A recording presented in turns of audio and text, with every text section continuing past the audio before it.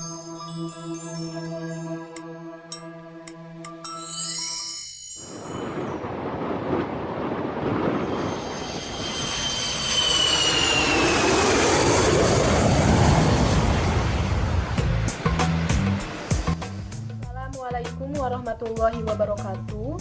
Alhamdulillahirabbil alamin wa bihi nasta'in wa ala umuri dunya waddin wassalatu wassalamu ala asrofil anbiya'i wal mursalin wa ala alihi washabihi ajmain amma ba'du. Perkenalkan, di sini saya Lutfia Firdaus dari Prodi Ilmu Pendidikan Agama Islam kelas 4A Universitas Pendidikan Indonesia akan sedikit berbagi pengetahuan dari referensi yang telah saya baca mengenai sejarah peradaban Islam di negara Uzbekistan.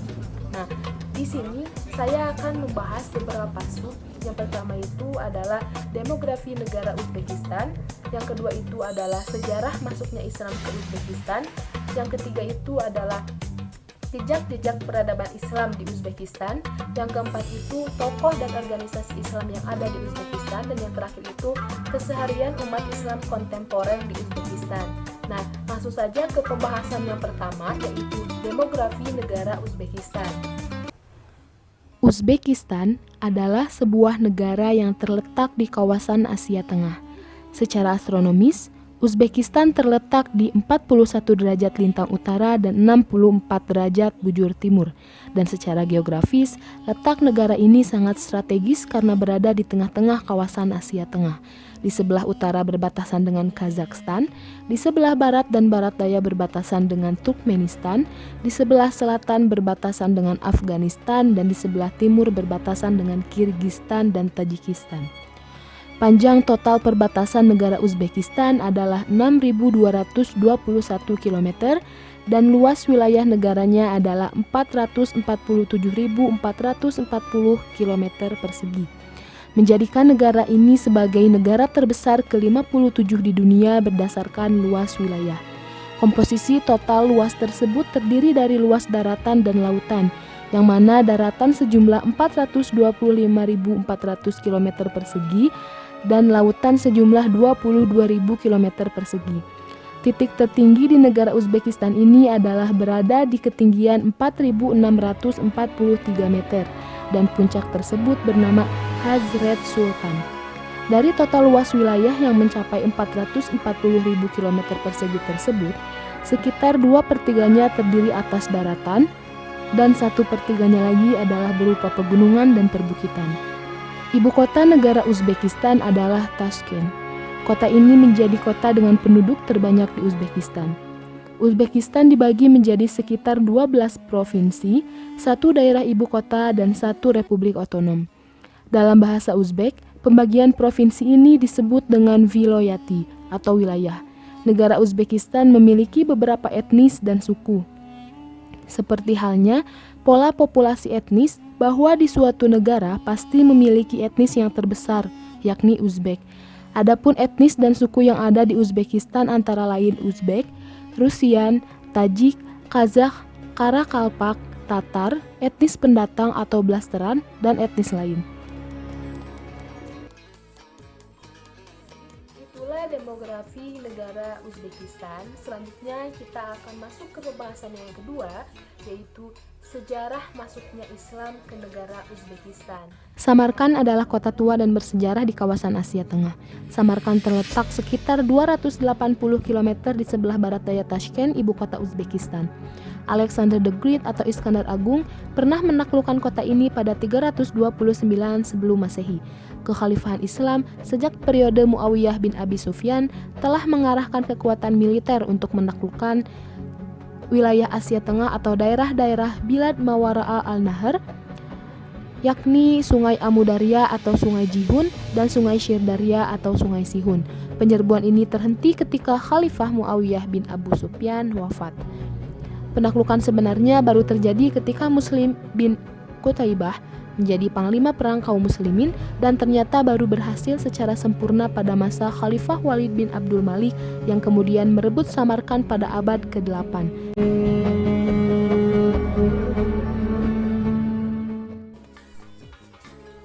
Nah, itu dia sejarah bagaimana Islam Islam bisa masuk ke negara Uzbekistan. Nah, langsung saja kita masuk ke pembahasan yang ketiga, yaitu jejak-jejak peradaban Islam yang ada di Uzbekistan. Yang pertama adalah Bukhara dan Samarkand. Bukhara adalah sebuah kota yang sekarang merupakan bagian dari Republik Uzbekistan dengan penduduk berjumlah 247.000 jiwa. Kota ini pernah menjadi salah satu pusat perekonomian negara bekas jajahan Uni Soviet. Bukhara juga menjadi kota pelajar, pusat kebudayaan, sekaligus menjadi pusat studi ilmu agama. Luas Bukhara adalah 32% dari luas wilayah Uzbekistan dengan kepadatan penduduknya 8,2% dari keseluruhan penduduk Uzbekistan. Sejak abad ke-5, orang-orang Cina menyebut wilayah ini dengan Nome. Sebagian sejarawan menyatakan Bukhara diambil dari kata Bakhar yang dalam bahasa Sanskerta berarti vihara atau tempat ibadah. Ini karena sebelum masa Islam, Bukhara adalah sebuah wilayah tempat peribadatan orang-orang Buddha. Bukhara kemudian berkembang menjadi kota yang dimasuki oleh kekuasaan Daulah Bani Umayyah, Kerajaan Mongol hingga Uni Soviet. Selanjutnya Samarkand. Samarkand merupakan salah satu kota tertua yang terletak di tepian Sungai Zeravsan, sekitar 200 km di sebelah timur Bukhara, Republik Uzbekistan. Kota ini sudah berdiri sejak 700 tahun sebelum Masehi. Kota ini adalah tempat penyebaran agama Islam, khususnya ke kawasan Asia Tengah. Di samping itu, kota ini juga merupakan tempat tinggal tokoh-tokoh dan ulama terkenal. Dilihat dari sejarahnya, Samarkand merupakan ibu kota Transoksania selama 5 abad sejak masa dinasti Samania hingga dinasti Timuria. Samarkand dan Bukhara adalah dua kota terpenting di Transoksania. Samarkand terkenal sebagai kota surga karena iklimnya yang sejuk, penduduknya berjumlah sekitar 500.000 jiwa. Saat ini, Samarkand merupakan kota terpenting di Uzbekistan di bidang pertanian, perdagangan, dan industri. Jejak peradaban Islam yang kedua yaitu Madrasah Ulugh Beg. Madrasah ini didirikan oleh Ulugh Beg yang memiliki nama lengkap Muhammad Taragai Ulugh Beg bin Shahrukh bin Timur di Samarkand. Ia lahir pada 1394 dan meninggal pada 1449 di Samarkand. Ulugh Beg merupakan penguasa yang sangat dekat dan begitu tertarik dengan ilmu pengetahuan, terutama astronomi dan matematika. Ketertarikannya terhadap bidang ilmu tersebut tidak mengurangi rasa ketertarikannya untuk mendalami ilmu keislaman. Justru ia cukup populer sebagai penguasa yang memiliki kapasitas ensiklopedis bidang keilmuan Islam. Untuk mengembangkan minatnya yang begitu besar terhadap matematika dan astronomi, ia mendirikan madrasah di depan Registan Square. Madrasah ini dibangun pada 1147 dan diperkirakan selesai pada 1420. Pada awal pembangunannya, Madrasah Ulugh Beg hanyalah sebuah bangunan bertingkat 2 dengan 4 buah ruangan berkubah di setiap sudut-sudutnya. Ruangan berkubah tersebut merupakan tempat berlangsungnya kegiatan belajar mengajar. Namun, dalam perkembangannya, Madrasah Ulugh Beg direnovasi menjadi sebuah kompleks bangunan yang meliputi masjid, ruang belajar, dan asrama bagi para murid. Pendirian madrasah di Samarkand ini dijadikan sebagai institusi pendidikan tinggi Islam yang fokus pada dua bidang keilmuan utama, yaitu astronomi dan matematika. Atas dasar kefokusan tersebut, maka Ulugh Beg melengkapi fasilitas pembelajaran dengan membangun observatorium pada tahun 1420 Masehi. Selanjutnya, jejak peradaban Islam yang ketiga yaitu Masjid Bibi Hanim. Masjid Bibi Hanim dibangun pada masa pemerintahan Timur Leng. Pada 1399, ia memerintahkan untuk membangun masjid jami yang megah, besar, indah, dan pantas untuk ibu kota pemerintahannya. Pembangunan masjid ini selesai 5 tahun pada 1404. Oleh penguasa Timurid ini, masjid yang baru dibangun tersebut diberi nama Masjid Bibi Hanim. Nama yang tersemat pada bangunan masjid ini diambil dari nama istri Timur Leng yang berasal dari negeri Tiongkok. Sebagai lambang cintanya untuk sang permaisuri, Timur Leng mendirikan masjid tersebut. Pada zamannya, Masjid Bibi Hanim pernah menjadi bangunan tertinggi di dunia. Jejak peradaban Islam yang keempat yaitu Mushaf Al-Quran tertua. Jadi di Uzbekistan itu menyimpan khazanah intelektual bersejarah hingga kini. Di ibu kota Uzbekistan, Tashkent, terdapat salah satu peninggalan paling suci bagi umat Islam yaitu Mushaf Al-Quran yang konon tertua di dunia. Mushaf ini disusun oleh khalifah ketiga umat Islam yaitu Utsman bin Affan. Penyusunan Al-Quran ini selesai setelah 19 tahun kematian Nabi Muhammad SAW. Mushaf yang ditulis di atas kulit rusa tersebut disimpan dalam lemari besi kaca khusus. Sekitar sepertiga dari fisik aslinya masih bertahan. Terdapat titik hitam pada mushaf itu yang dipercayai bekas darah Utsman bin Affan yang syahid dibunuh pemberontak ketika sedang membaca Al-Quran di rumahnya. UNESCO mengiktikraf Mushaf Utsmani di Tashkent ini sebagai peninggalan bersejarah umat Islam. Mirza Kidov berkata, berdasarkan sejarah, selepas kematian Utsman, mushafnya dibawa oleh Sayyidina Ali bin Abi Thalib ke Kufah. Namun, kira-kira 700 tahun kemudian, pemerintah Asia Tengah, Amir Temur, berjaya menaklukkan Irak dan menemukan mushaf itu lalu dibawanya ke Samarkand. Keberadaan Al-Quran ini menjadi pengingat akan peran Asia Tengah dalam sejarah Islam dan sekarang mushaf tersebut disimpan di perpustakaan kompleks khas Imam Tashkent. Jejak peradaban Islam di Uzbekistan yang terakhir yaitu lahirnya ulama-ulama hadis, yaitu Imam Al-Bukhari dan Imam At-Tirmidzi. Teman-teman, kita lanjut ke pembahasan kita yang keempat, yaitu tokoh dan organisasi Islam yang ada di Uzbekistan. Negara ke-8 yang memisahkan diri dari Uni Soviet itu memiliki sejarah yang runyam dengan Hizbut Tahrir. Resmi lepas dari Uni Soviet sejak 1 September 1991, situasi dalam negeri Uzbekistan menyediakan ladang subur bagi perkembangan paham dan kelompok-kelompok agama baru, tak terkecuali Hizbut Tahrir. Pecahnya Soviet menciptakan kondisi teologikal dan ideologikal vakum bagi masyarakatnya. Ketika rezim Soviet yang melarang tumbuh kembangnya agama hengkang dari tanah Uzbek, masyarakatnya yang berada pada situasi politik tak menentu dan keadaan ekonomi payah, betul-betul kelabakan mencari pegangan hidup.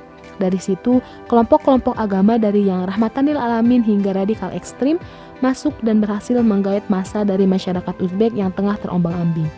Yang kedua yaitu Tarekat Naqsyabandiyah. Tarekat ini merupakan salah satu di antara beberapa tarekat yang dianggap sebagai tarekat mutabaroh. Nama tarekat ini dikaitkan dengan pendirinya, seorang sufi besar, Syekh Muhammad bin Muhammad Baha al-Din al-Uwaisi al-Bukhari al-Naqsyabandi al-Usaini. Dia lahir di sebuah kampung dekat Bukhara di Uzbekistan pada tahun 718 Hijriah dan wafat pada tahun 791 Hijriah. Al-Naqsyabandi mulai belajar ilmu tasawuf pada usia 18 tahun pada seorang guru spiritualnya, yaitu Baba Muhammad Sammasi. Tarekat Naqsyabandiyah berpusat di Asia Tengah, berkembang sangat luas di wilayah Asia Tenggara termasuk Indonesia, Asia Tengah, Afrika Timur, Afrika Utara, India, Iran, Turki, dan sebagian wilayah Eropa. Orang pertama yang memperkenalkan tarekat Naqsyabandiyah di Indonesia adalah Syekh Yusuf Makassari. Penyebarannya meluas dari Makassar ke Kalimantan, Sumatera, Jawa Tengah, dan Jawa Timur. Selanjutnya ada Tarekat Qadariyah. Tarekat ini didirikan oleh Syekh Abdul Qadir Al-Jailani yang bernama lengkap Mu'addin Abu Muhammad Abdul Qadir Ibn Abi Salih Zango Dos Al-Jilani. Selanjutnya ada Tarekat Qadariyah. Tarekat ini didirikan oleh Syekh Abdul Qadir Al-Jailani yang bernama lengkap Mu'addin Abu Muhammad Abdul Qadir Ibn Abi Salih Zango Dos Al-Jilani. Lahir di Jilan tahun 470 Hijriah dan wafat di Baghdad pada 561 Hijriah. Pada tahun 521 Hijriah, dia mengajar dan berfatwa dalam semua mazhab pada masyarakat sampai dikenal masyarakat luas. Selama 25 tahun, Syekh Abdul Qadir Jailani menghabiskan waktunya sebagai pengembara sufi di padang pasir Irak dan akhirnya dikenal oleh dunia sebagai tokoh sufi besar dunia Islam. Sejak itu, Tarekat Qadariyah terus berkembang dan berpusat di Irak dan Syria yang diikuti oleh jutaan umat yang tersebar di Yaman, Turki, Mesir, India, Afrika, dan Asia. Tarekat ini mementingkan kasih sayang terhadap semua makhluk, rendah hati, dan menjauhi fanatisme dalam keagamaan maupun politik. Keistimewaan tarekatnya ialah zikir dengan menyebut-nyebut nama Tuhan. Ada anggapan membaca manaqib Syekh Abdul Qadir Al-Jailani pada tanggal 10 malam tiap bulan bisa melepaskan kemiskinan. Karena itu manaqibnya populer baik di Jawa maupun di Sumatera. Nah, sekarang di sini kita akan membahas yang terakhir, yaitu bagaimana sih keseharian umat Islam kontemporer yang ada di Uzbekistan itu sekarang gitu ya. Nah, lanjut aja ke pembahasan itu. Jadi, kehidupan umat Islam kontemporer di Uzbekistan sekarang yaitu lebih banyak meningkatkan kesadaran beragama dan mengenang jasa-jasa para ulama terdahulu dengan ziarah ke makamnya atau mendoakannya. Seperti yang terjadi di tepat luar Samarkand, terletak makam Imam Al-Bukhari yang menyusun sebuah kitab hadis yang otentik Sahih Al-Bukhari yang lebih dari 1000 tahun kemudian tetap menjadi sumber utama referensi Islam. Makamnya itu menarik orang-orang dari seluruh penjuru negeri yang pada setiap hari Ahad pagi ada kerumunan orang. Banyak dari mereka mengikuti pemimpin kelompok dalam doa yang tidak dapat diartikulasikan meskipun penghormatan dan rasa hormat mereka itu terlihat jelas. Demikian pula di luar Bukhara, ada makam Bahauddin Naqsyabandi. Dia dianggap orang suci pelindung Bukhara dan pendiri tatanan sufi Naqsyabandi. Makamnya dikunjungi oleh banyak peziarah yang ketika diamati oleh wisatawan mereka membaca Al-Fatihah. Jauh dari Bukhara dan satu-satunya saingan utama di kawasan ini, yakni apa yang disebut jalur sutra yang besar. Di sana ada kota abad pertengahan Khiva yang penuh dengan madrasah dan masjid meski sebagian besar sekarang tidak berfungsi lagi. Selanjutnya, ada yang wisatawan yang datang ke Uzbekistan dan dia mengatakan bahwa ia berkesempatan menjumpai seorang mempelai wanita dengan gaun pengantin tradisional yang sedang berpose untuk pemotretan. Ia melakukan pemotretan meski sudah menjadi pengantin Uzbekistan 5 tahun yang lalu. Dia mengatakan bahwa beberapa orang sekarang telah mulai melakukan resepsi pernikahan karena kebanyakan orang di sana yang akan menikah hanya cukup memenuhi persyaratan pemerintah untuk pendaftaran upacara sipil. Dia juga menceritakan bahwa ketika bayi mereka lahir, istrinya memanggil mullah untuk melafalkan azan di telinga bayi karena orang tuanya merasa takut melakukan kesalahan dalam mengazankan anaknya.